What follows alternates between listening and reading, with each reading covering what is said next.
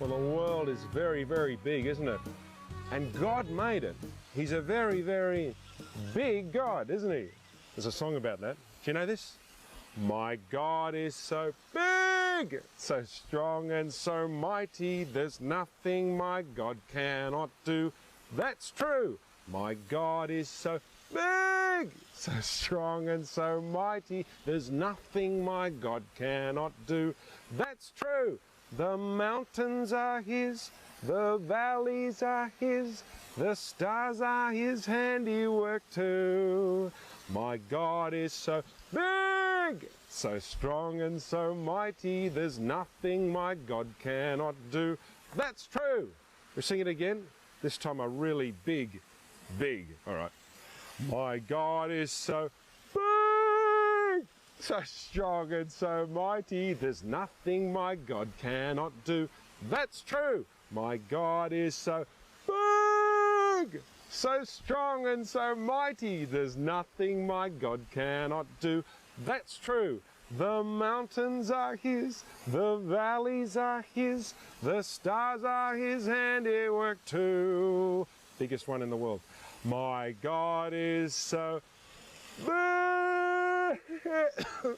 Oh, all right. So strong and so mighty, there's nothing my God cannot do. That's true.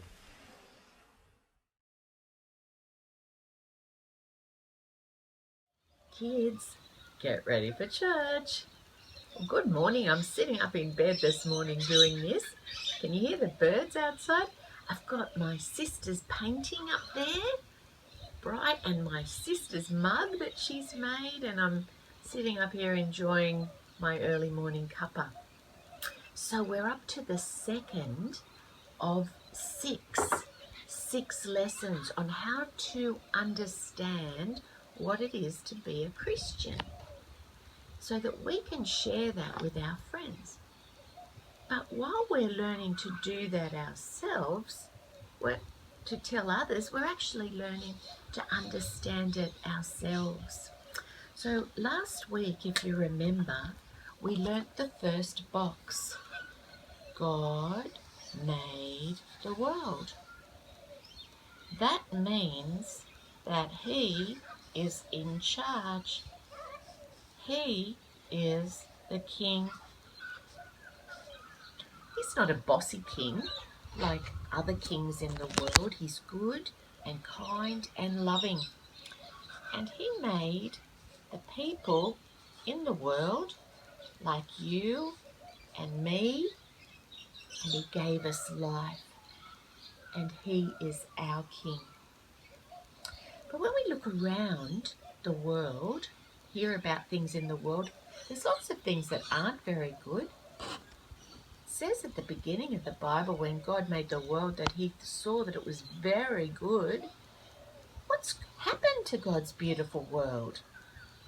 We can see lying and fighting and stealing, and we do things like that as well. What's happened to God's beautiful world? Isaac's going to tell us the next part of the story for the second box this morning. It's got something to do with this crown here. If you want to read what in the Bible, what's happened to God's beautiful world, you need to read Genesis chapter 3. That's probably the second or third story in your kids' Bible, and it's the third chapter in the adult Bible, the Big People's Bible. So you could read that. It's got something to do with this crown and whose head it's on. So thanks, Isaac. Who will be your king? Last week, we looked at how God made the world and everything in it. We said that God was king of the world, that he was in charge of it. We also said that God made us. He made people too.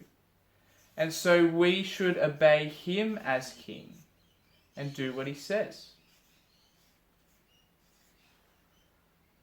But that's the problem, isn't it? We don't always obey God as king. Genesis 1:31 says this: God saw all that he made, and it was very good. When God first made the world, it was really, really good.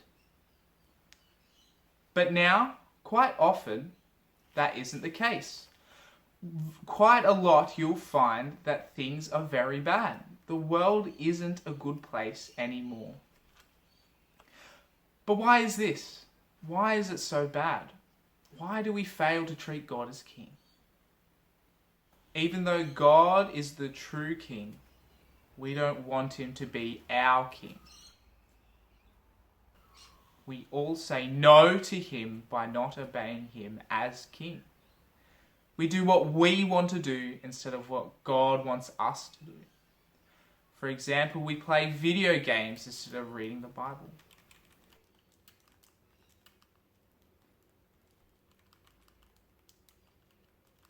We hurt our brother or sister instead of loving them.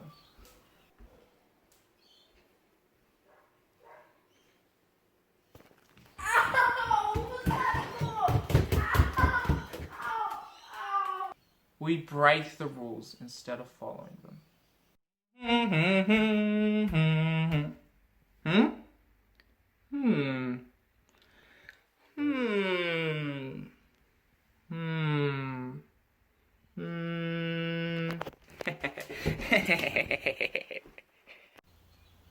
We pretend that we are kings instead of God. This is what the Bible calls sin. Sin causes lots of problems. By trying to do things our way, we hurt each other and make a big mess of God's world.